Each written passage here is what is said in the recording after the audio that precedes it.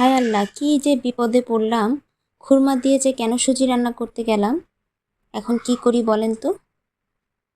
এক মহা বিপদে পড়লাম। আসসালামু আলাইকুম সবাই, কেমন আছেন? আজ আমি আপনাদের সাথে শেয়ার করছি জাহিনের জন্য কিভাবে খুরমা প্রস্তুত করেছি। খুরমা দিয়ে ওর জন্য সুজি রান্না করব, সেজন্য খুরমাটা আমাকে আগে থেকে প্রস্তুত করতে হচ্ছে। তো শুরুতে আমি খুরমাগুলো কেটে বিচি সরিয়ে, খুরমাগুলো এরকম ছোট ছোট করে কেটে নিয়েছি, বিচিগুলো সরিয়ে নিয়েছি। তারপরে এই খুরমাগুলোর ভিতরে কোনো ময়লা আছে কিনা, ধুলা পোক আছে কিনা সেগুলো ভালো মতো চেক করে নিয়েছি, যেহেতু এটা বাচ্চাকে খাওয়াবো আর খুরমা যেহেতু ধোয়া যাবে না, সেজন্য আমাকে এটা ভালো করে দেখে নিতে হয়েছে। আর এমনিতে যদিও ওদের নানা ওদের জন্য যেহেতু এনেছে খুরমাটা, এজন্য ভালোভাবে দেখে দামি খুরমা নিয়ে এসেছে যেন সেটা ভালোই হয়। তো আলহামদুলিল্লাহ খুরমাগুলোতে কোনো ধুলো বা ময়লা পোকা কোনো কিছুই ছিল না, একদম ফ্রেশ খুরমা, এগুলো পাকা খুরমা ছিল। তো এই জন্য আমার আর কি সেটা নিয়ে আর চিন্তা করতে হয় নাই। তারপরে আমি এই খুরমাগুলোকে একদম কেচি দিয়ে কেটে কেটে টুকরো টুকরো করে নিয়েছি। তো তারপরে এগুলা রোদ লাগাচ্ছি। এরকম আমি 2 দিন এটা রোদ লাগিয়েছি, যেন এটা আর কি পরবর্তীতে যখন আমি এটা সংরক্ষণ করব যেন এটার মধ্যে কোনো প্রকার পোকা না আসে, সেজন্য এটা আমি রোদ লাগিয়ে নিয়েছি। তারপরে এটা ব্লেন্ড করার পালা। এটা করা হলো। তো এটা হচ্ছে, মনে হচ্ছে যে এটা একটু দানা দানা আছে হালকা, মানে পুরো একদম পাউডারের মতো ব্লেন্ডটা হয় নাই। এখন জানি না এটা কেন হয় নাই, হয়তো বা আমার খুরমাটা এখানে হয়তো কোনো প্রসেসিংয়ের বিষয় থাকতে পারে, কেন হয় নাই জানি না। তো যতটুকু হালকা দানা দানা আছে এটা আর কি মনে হচ্ছে যে আমি যখন রান্না করব এটা সিদ্ধ হয়ে গেলে নরম হয়ে যাবে। তো যাই হোক, তো এটাকে এখন আমি এটা একটু কিছুক্ষণ ফ্যানের বাতাসে রেখে, যেহেতু ব্লেন্ড করা হয়েছে জিনিসটা গরম হয়ে আছে, তো সেজন্য এটা কিছুক্ষণ ফ্যানের বাতাসে রেখে দিয়েছি এভাবে প্লেটে করে। এরপরে এটা কাচের বয়মের মধ্যে রাখবো। আর বাচ্চাদের যে কোনো জিনিস কাচের বয়ম, কাচের পাত্র ব্যবহার করা ভালো, কারণ এটার মধ্যে কোনো ক্ষতিকর, কাচের জিনিসে ক্ষতিকর জীবাণু কম থাকে। যেখানে প্লাস্টিকের মধ্যে কিন্তু প্রচুর ক্ষতিকর বিষয়, মানে দ্রব্যাদি উপকরণ থাকতে পারে, যেটা আমরা খালি চোখে দেখতে পাই না। তো সেজন্য এই যে কাচের এরকম জারগুলো আম্মু বিভিন্ন কফির জারগুলো সুন্দর করে ধুয়ে রেখে দেয়। আর এছাড়াও এমনিতেও কাচের জার কিনতে পাওয়া যায়। তো যাই হোক, এই যে দেখেন এই জারগুলো এখন পরিষ্কার একদম আম্মু সুন্দর করে রেখে দিয়েছে। তো আমি এটাকে শুকনো একটা ভালো পরিষ্কার তোয়ালে দিয়ে মুছে আমি এটা এখন এটার মধ্যে রাখবো খুরমাগুলো। তো এখানে দেখেন খুরমাগুলো আমি সুন্দর করে রেখে দিয়েছি কাচের জারের মধ্যে।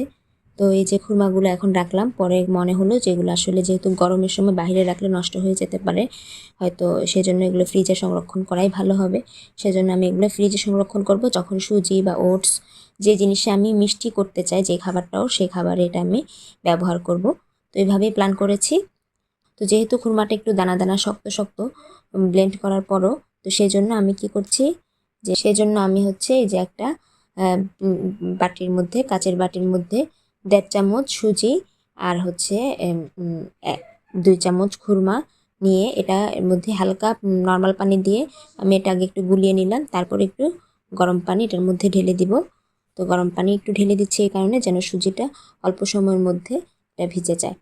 তো এই যে এভাবে করে আমি এটা এই যে এরকম করে একটু ভালো করে সুজিটা চামচ দিয়ে নেড়ে নিব যেন দলা না পাকায়। এই সুজিটা কিন্তু আমি ঘরে তৈরি করেছি, সেই সুজি, চালের সুজি। তো সেটাই আমি এখানে দিয়েছি আর খুরমাটা দিলাম। দিয়ে এটাকে আমি এখন 30 থেকে 40 মিনিট, বা যদি আরও বেশিক্ষণ ভিজিয়ে রাখা যায় তাহলে ভালো। আমি 1 ঘন্টা ভিজিয়ে রাখি সাধারণত। তো ভিজিয়ে রাখলে যেটা হয় যে চুলায় বেশিক্ষণ সিদ্ধ করতে হয় না, তাড়াতাড়ি হয়ে যায়। তো সেই জন্য আমি এটাকে ভিজিয়ে রাখতেছি। তো ওইভাবে আমি ঠিক 1 ঘন্টা পরে, আপনারা চাইলে 30-40 মিনিটও ভিজিয়ে রাখতে পারেন যদি কেউ আমার এই রেসিপিটি ফলো করেন তাদের ক্ষেত্রে বলা।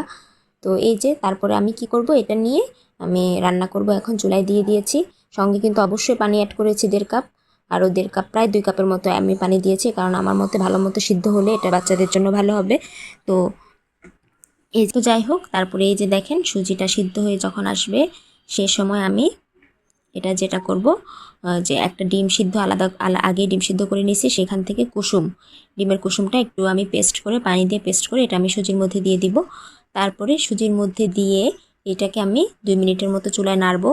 তারপরে দেখেন এই যে আমার ডিম সুজি বলা যায় বা খেজুর খুরমা সুজিও বলা যায়, প্রস্তুত হয়ে গেছে। তো আমি মাঝখানে এটার মিষ্টিটাও চেক করে নিয়েছি কেমন হয়েছে। তো আলহামদুলিল্লাহ সবই ভালো। কিন্তু কি হলো রান্না করার পরও দেখলাম দানা। এই দানা তো জাহিনকে এখন এই সুজি খাওয়ানো যাবে না। এবার পড়লাম আমি বিপদে, যে এখন আমি এটা দিয়ে কেন রান্না করলাম, খেজুর দিয়ে রান্না করলেই হয়তো, খেজুরও তো ওর জন্য আনা রাখা আছে। তো যাই হোক, শেষমেশ জাহিনকে খাওয়াতে নিব, শেষ পর্যন্ত চামচে নিয়ে হাত দিয়ে খুরমার দানাগুলো সরিয়ে ওকে খাওয়াইতে হয়েছে।